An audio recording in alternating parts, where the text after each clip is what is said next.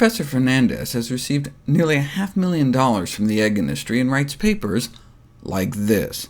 She admits eggs can raise LDL, bad cholesterol, but argues that HDL, so-called good cholesterol, also rises, maintaining the ratio of bad to good.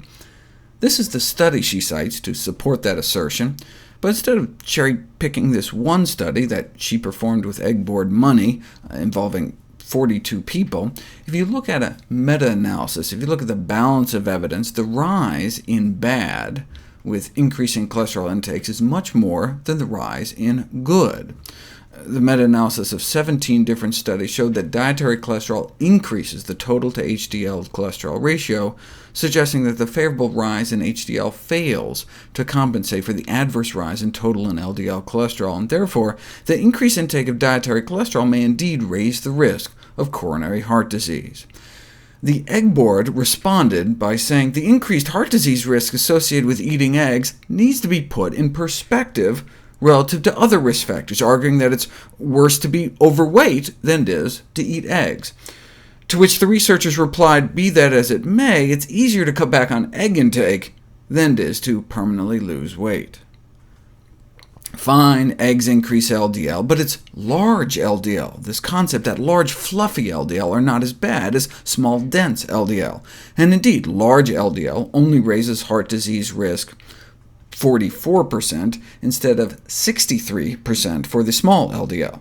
Light, large, buoyant LDL still significantly increases our risk of dying from our #1 killer.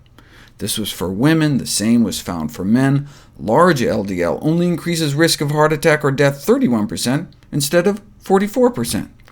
Bottom line, as the latest review on the subject concluded, LDL cholesterol has been clearly established as a causal agent in atherosclerosis, regardless of size. Yet check out how the Egg Board researcher worded it.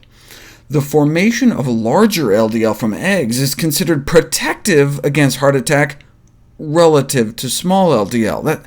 It's like saying getting stabbed with a knife is protective relative to getting shot. Health practitioners should bear in mind, she wrote, that restricting dietary cholesterol puts a burden on egg intake and leads to the avoidance of a food that contains dietary components like carotenoids and choline.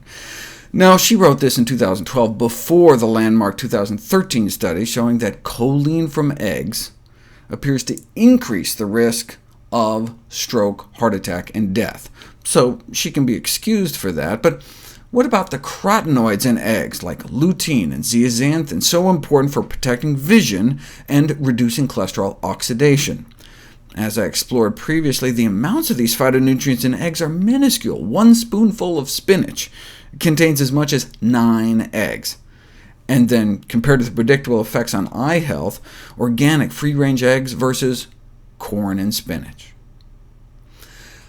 But what about the effects of eggs on cholesterol oxidation? We've known for decades that LDL cholesterol is bad, but oxidized LDL is even worse. So, her logic goes, since eggs have trace amounts of these antioxidants, the implication is that eggs prevent cholesterol oxidation, but the science shows the exact opposite. Consumption of eggs increases the susceptibility of LDL cholesterol to oxidation.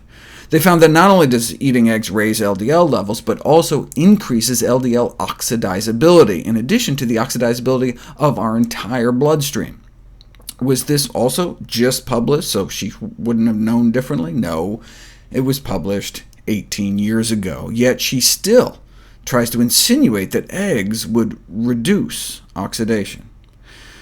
She acknowledges receiving funding from the American Egg Board, and then claims she has no conflicts of interest.